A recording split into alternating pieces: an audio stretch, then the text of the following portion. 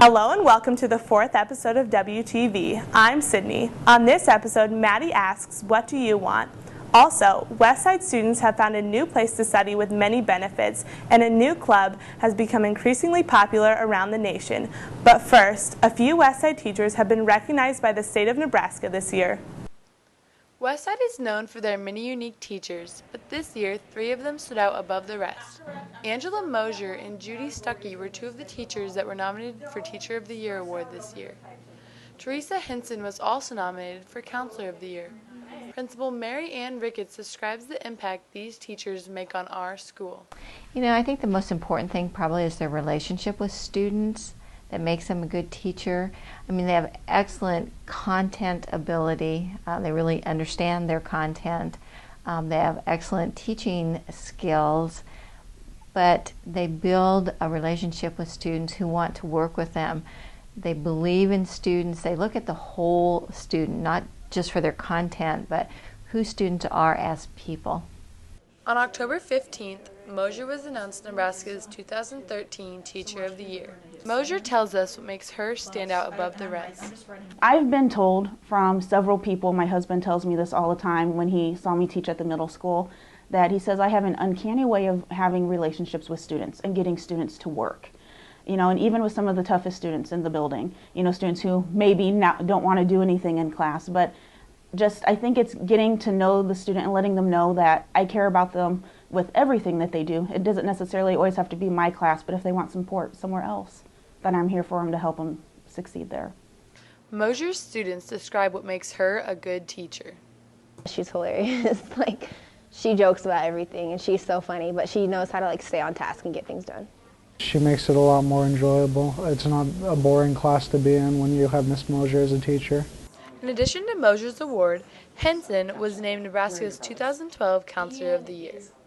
My main focus as a counselor is just to be with students. I mean, we are in the classroom some, but it's to spend time in direct contact with students and not so much time, you know, in meetings or in workshops or doing paperwork. Every day, the teachers of Westside try to make a difference in a student's life. Mosier, Stuckey, and Henson do just that. For WTV, this has been Rachel and Jordan. When going to football games, most people dress for the theme, purchase tickets, and then cheer in the student section. A new addition to this routine is to be breathalyzed. Starting this year, breathalyzers have become mandatory at the student entrance to football games. Vice Principal Trudy Nolan says the main reason for the breathalyzers is for students to stay safe. We truly do care about the safety of the students, and we want to make sure that all students, you know, will come to the school activity in a safe manner. While they're here, they're safe from any of those kinds of activities. And then also leaving the school activity. We want them to be able to get to their next destination in a safe manner as well. The breathalyzers may seem small, but Nolan explains how they are very effective in detecting alcohol. The student will blow into the end of the alcohol sensor for approximately about 30 seconds. We then hear a click, which means that it has been registered. 3 different kinds of colors of lights will come up, either green, meaning there is no alcohol detected, yellow means a light amount of alcohol detected, and red is a high amount of alcohol detected. With the breathalyzers being put in place, Athletic Director Tom Kirkman has seen a positive reaction in the community. We get a lot of compliments from parents and people within the community thinking that this is a proactive approach to provide a safe environment for kids and families. Although community members like the idea of breathalyzers, Westside students have varied responses. I think that Westside should have breathalyzers to ensure that our school is safe for all events. Breathalyzers are not a good idea because it's expensive, that it's like money that you could be using for more important things. I feel like the breathalyzers cause our student section to decline, and I haven't heard of another school that uses them. Breathalyzers will be continued at all major home sporting events. For WTV, this has been Emily and Laurel. According to YourOutsource.org, more than 64% of lesbian, gay, bisexual, and transgender students say they feel unsafe at school because of their sexual orientation. Amy Rector, the co-sponsor of the GSA, or Gay Straight Alliance, discusses the role this club plays. Be a safe place for students to come and learn and talk about themselves and talk about issues at Westside and not feel like they're being judged there. And then the second role is really that it plays is for everybody else in the school to be to act as educators about those LGBT issues. Senior Jordan Brown, a member of the GSA Council, discusses the role it has played during high school. Me realize that I'm not normal, but being in high school has helped it a lot. If not, I would be super duper sad and stuff. But like, I come to school and I meet people through GSA and through school, and I talk to them, and they're really cool, and they make me understand myself a lot better. Senior Amanda Miller has also been involved in GSA throughout her high school career. Helped me as a person be comfortable with who I am and know safe places in this school as well. Sometimes when you can just sit in a room and be with people who you know won't go out of their way to bully you or bring it up later when you don't want people to know about certain things you may say in club, it's just a good place to be. For WTV, this has been Anna. Thanks, Anna. Next, a final look at the varsity football season. But first, a Westside student is inspired by an 8-year-old boy with a physical disability. Let's say that someone called me small, and I don't care. Amir Mobale works at Swimtastic and teaches swim lessons. One of the kids who he teaches is Ajay Kalra, who is your typical 8-year-old boy who would rather be swimming than giving an interview. Do you think it gives you a lot of perks, like advantages at all? Mm-hmm. But Kalra has a disability where he was born without a femur or a knee. All he has is the tibia bone. He amazes Mobale weekly with how happy he always is and how he pushes himself at swimming even with his disability. Ajay is a really inspirational characteristic. I think he's the type of kid that really doesn't seem like he has one of those sad sides or a math side. He's always happy, he's always energetic, and I can truly say he's one of my favorite kids. And I always look forward to teaching him, and I can truly say I love him. Ajay is 8, and he loves swimming. He doesn't see his disability as a problem. That's how God made me.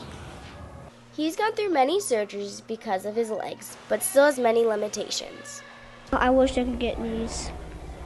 Mobale and Kalra have a strong connection. He never fails to inspire or put a smile on Mobale's face.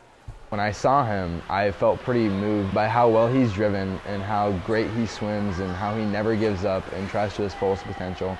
And I can say that the bond that we had the first time I taught was just something that I haven't felt with any of my other kids, and he's like a brother to me. Although he's faced with so many struggles, Ajay always has a smile on his face and tries everything. Even though I'm a lot older than he is, he's taught me a lot of things with his age and with his disability. He's taught me to never give up on my dreams and to always keep on pushing. For WTV, this has been Erin. The dream of being a part of a football team beyond high school is shared by many players all across the country. For some, the dream stops after high school, but in Reese Baumgartner's case, the story has only just begun.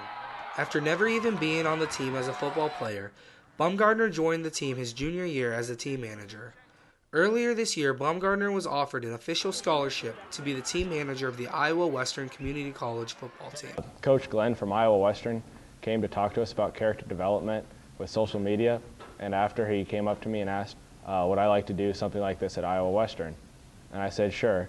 So he gave me a tour of all the facilities and all that, and then the coaches offered me everything right then and then. After 2 years, Baumgartner can choose which university he would like to attend and be their team manager for football.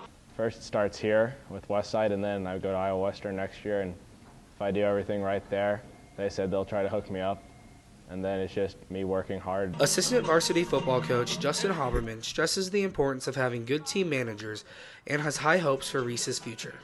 It was a huge help to know as a coach that if you told them that you needed a certain cones or a certain amount of footballs or something set out, that it was there when you got there to start your drill. Reese is the kind of guy that I could see him getting, because he enjoys doing it so much, he enjoys being around the sports programs. I could see Reese someday doing this for a major football program, whether it's a major college or even at the pro level. For WTV, this has been Corey.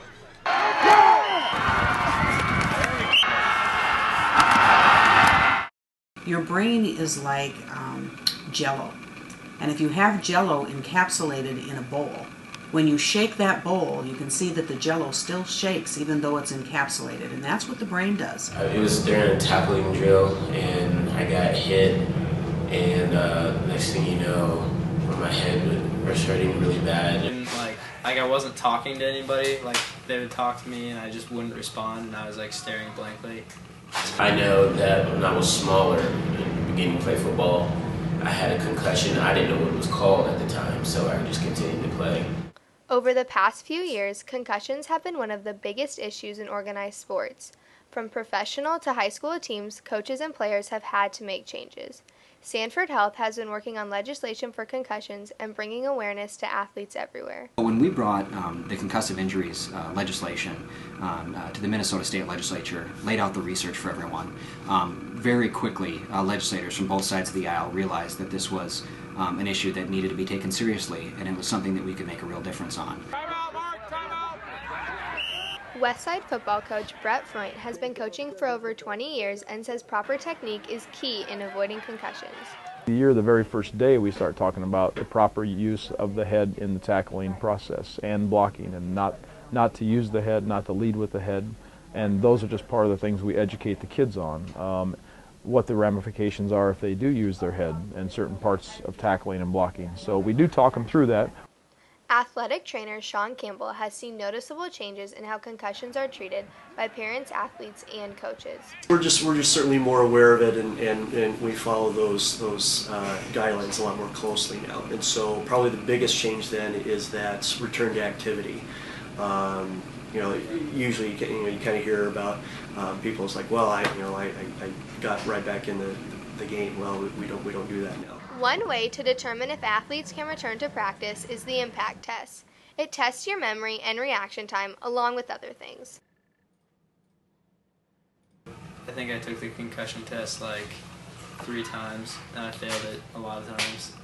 With like memorizing words, and the worst part is when you have to click whether it's a circle or a square, a blue circle or a red square or something like that. You have to as soon as you see it, you have to click a button, and it messes you up.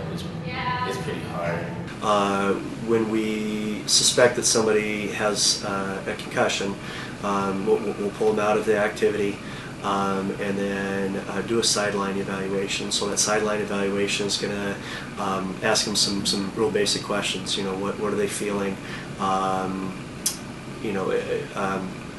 Looking at their memories. I went and told my coach that I was going to go see Campbell when my head was hurting. I couldn't stand up at all. I had to squat down, and once I got over to Campbell, he had me do balance tests and stuff. I went inside and sat down. He told me I couldn't practice for the rest of the day. One of the most common things that we hear is, I'll be up at the Capitol after the law went into effect, and somebody will grab me and say, that was a really nice thing that you guys did. We were at a soccer match a couple of weeks ago, or at last Friday's football game. We had 3 students come out because of concussive injuries. And in one instance, the most recent example that I have, in one instance the quarterback came up to his coach at halftime and said, I'm not feeling well, I think you need to pull me out until I have a chance to get looked at.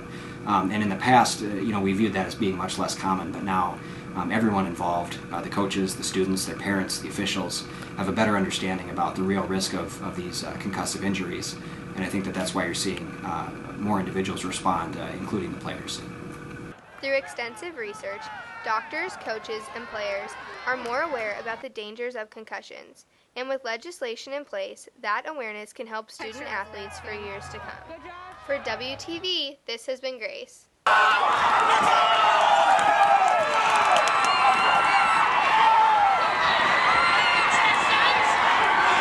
Winning against Central, the first time we won the opener game since we went to the state title back in 2006. That was really big for us.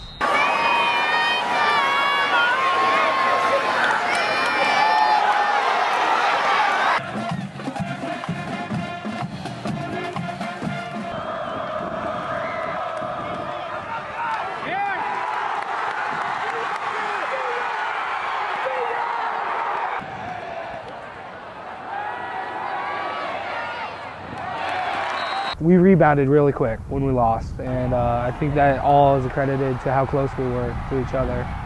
So.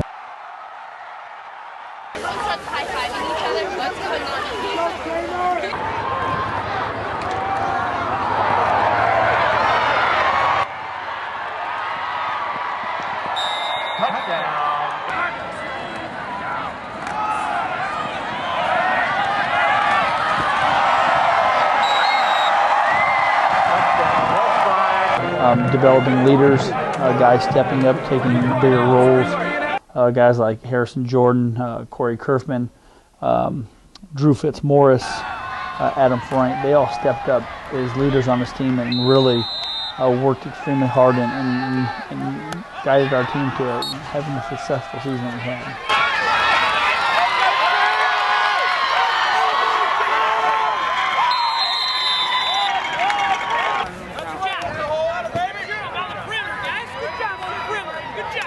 I was really proud of the Millard South game. We were going in underdogs, and we beat the number 2 team in the state at that time, and it was just a really proud moment. And I've never beaten them in high school, so it was really awesome. The Millard South game.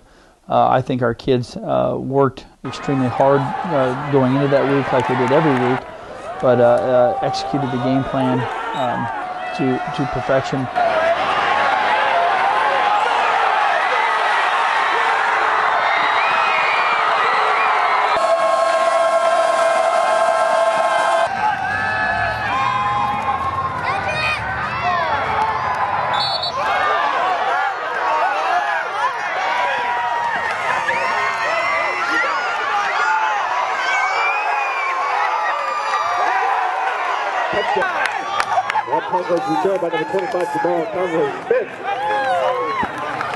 Group of players that put everything behind them and came to work and do the things that we asked them to do and prepare themselves to go out there and be the best possible team we could.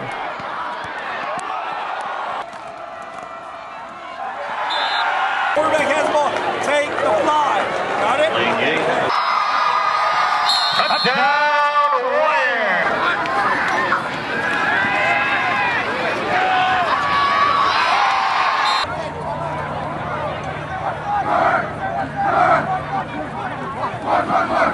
You know, the thing going through, we had a tremendous group of young men that worked extremely hard, that we're very proud of, and you know, just really thank those seniors for the leadership they've given us over the last 4 years and the tremendous amount of effort, and look forward to the next season. Victory for our school. When the red and black are marching Westside, then we'll rule. KSA, fight our Westside, fight our Westside. Victory now and then. Ride on to victory, Westside win this game. Next, breast cancer awareness has an effect on many in the Westside community. But first, UNO Library has become the new study center for several Westside students. Now that the school year is in full swing, Westside students have been searching for a place to work on homework and study with friends. With Westside's library and independent material centers closing around 5, some students have had to find other places to get work done. Chris Library at UNO is a place that students can do just that. With the library just under 7 minutes away from Westside, and their hours ranging from 9 p.m. on Sundays and 12 a.m. on weekdays, UNO Library is a convenient and available location for Westside students. The Dean of UNO Library, Steve Schraub, says that the Chris Library's philosophy is to think of the library as a third place. The idea is that your home is the first place, and then your workplace or the classroom would be sort of your second space. And the third place is somewhere that you choose to go. With all that the library has to offer, Westside students have many reasons that they use the facility. I like coming to the UNO Library because it's a quiet place to work and it's easy to focus. I come to the UNO Library because it's a lot like Westside's, like setup and everything. It's very quiet, and you have your table and your friends can come, and it's just like an IMC. I have access to all the books in the library, and for like take-home tests for AFISH, I can ask a professor a question. If you want to join these Westside students, go to UNO's website for complete hours and parking information on UNO's Chris Library. For WTV, this has been Olivia and Joe. The Student Mentoring Program is a unique but lesser-known club that gives students the chance to work with professional architects and engineers for cash and prizes. Amber Kisher, president of SMP, has been part of the club for over 4 years. The Society of American Military Engineering has been in place for a very long time, and they decided to have a student mentoring program, and they send out engineers and architects who come to work with kids at different schools, and essentially it's all one big competition between these different schools in Omaha. This year, S&P has a new sponsor coaching alongside them, Woods, Auto, and drafting teacher Tyler Foster. This year, we're just kind of wrapping up the tail end of the brainstorming idea. The group members want to do something that has to do with Maslow's hierarchy of needs, and maybe water, dealing with drought or water preservation. We're not quite sure the exact direction that it'll take, but that's where we're headed so far, and it's an exciting project. Foster and his students are looking forward to their competition in April and hope to win to raise money for the next year. For WTV, this has been Alex and Riley. October isn't just a month all about Halloween. October is also Breast Cancer Awareness Month. At Westside High School, we have a handful of people that in some way have been affected by breast cancer. Rod Howe, a journalism teacher at Westside High School, talks about how his wife faced her cancer with optimism. And my wife's a real positive person. She had a lot of courage and treated it with some humor and stuff as we went through too. And that's kind of neat that you find that in a lot of the survivors too. Each year, Omaha holds its annual Race for the Cure, and Westside High School PE instructor Sally Shepard explains why she attends the event and what benefits she thinks it has. I run Race to the Cure because it's important to raise awareness for breast cancer, and also my sister-in-law is a survivor. She's been cancer-free for 11 years, and so my son and I run in celebration of her life. It brings a lot of people together to support those that have survived breast cancer and to focus on working towards a cure and to raising money and time and volunteering so that we can do things for those who have breast cancer. Freshman Kira Seward's family has also been affected by breast cancer. Seward's mother passed away when she was 4 after her battle. Seward talks about her experiences at the Teddy Bear Hollow workshops for grieving children. Definitely go to the workshops because they help a lot, and you get to meet people that have kind of experienced the same thing as you, and you make a lot of new friends, and it's just easier talking to someone who's experienced it like you have. With events such as Race for the Cure, there's a lot you can do in Omaha to support breast cancer awareness during the month of October. For WTV, this has been Maddie and Cassie. Thanks, Maddie and Cassie. Now a few tricks that will make your life just a little bit easier. Having trouble doing everyday tasks? Well, here's a few tips and tricks to help simplify your life. Having lots of wires laying around can get tangled and dangerous. Next time you finish a toilet paper roll, simply just roll up the wires and stick them in the tube and then store them in a convenient place, such as a shoebox. Putting keys on a keychain can be so frustrating. Instead of breaking nails and hurting your fingers, try using a staple remover to pry open the keyring and slip the key on. This will take much less time, and you won't be upset when you get done. Have you ever typed an important paper and hurried out of the house without it the next day? Next time, set your car keys or phone on top of them so you can't forget to pick it up and take it with you the next day. For more interesting tips and tricks to make your life easier, visit www.lifehacker.com. For WTV, this has been Nika and Danilo. Everyone is used to the regular and typical haunted house attractions around Halloween. Nightmare on Q Street has taken it one step further. They came up with an attraction called Phobia. I can't exactly tell you what goes on inside, but you do have to sign a waiver. You have to eat something, drink something, do something, and then a couple little hidden surprises. People of all ages around the Midwest come to join the fun and witness the experience. Because I'd probably throw up, because it'd probably be really nasty. Well, my friend said it's pretty scary, and my brother has gone through Phobia, and he said it's pretty disgusting, but I'm not doing Phobia, but I think it would be pretty cool to do it. Like certain things that pop out at you and stuff like that. Phobia is the only money-back haunt in the Midwest. You go through Raven's Nightmare, which is $10, then Phobia, which is $10, and you can't go through Phobia unless you go through the main haunt. So for a total of $20, if you make it through, you get all your $20 back. You get a picture on a wall of fame, and eternal glory. So I think it's a pretty good deal. If you didn't get enough scare this Halloween season, be sure you check out Phobia next year. For WTV, this has been Hannah and Sandra.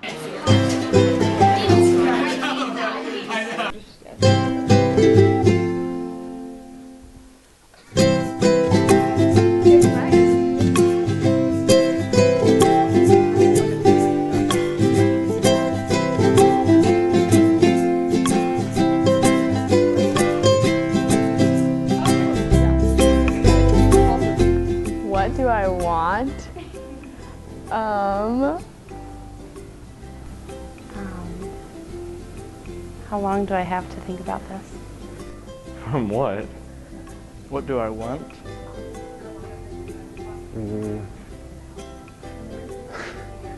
What do I want? In life? Right now, I would like... Oh, I don't know. Yeah, the question is, what do you want? Wait, what do I want? Out of what?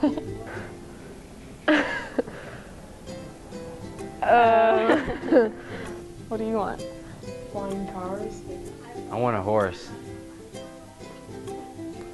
I want a new horse. I would like $1 million.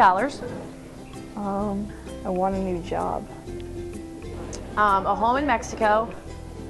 Well, I want to spend a nice weekend with my brother Nelly when he comes back from college. Yeah, that'd be nice.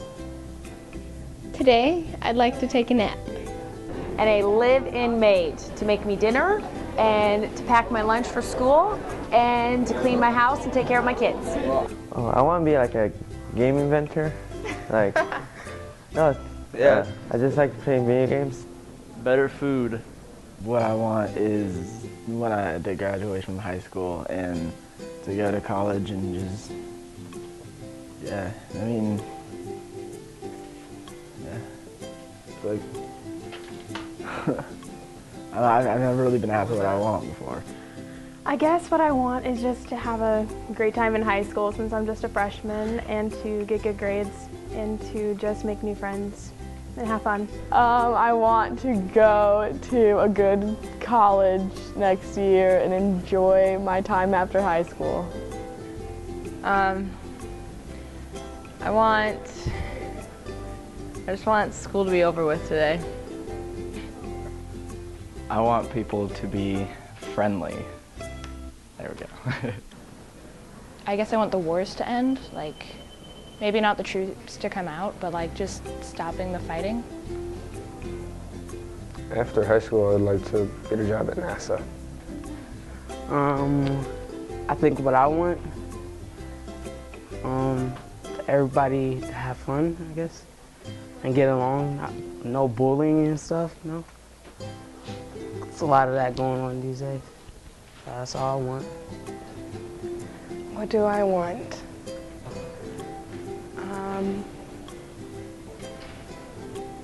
As cheesy as it sounds, because it is pretty cheesy, I want world peace. I guess, world peace. I'm not in a beauty pageant, so it actually means something.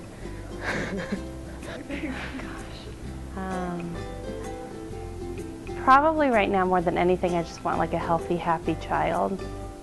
To be a school teacher after high school. Thanks for watching this episode of WTV. Be sure to tune in next week to find out how to make your Thanksgiving dinner just a little bit sweeter.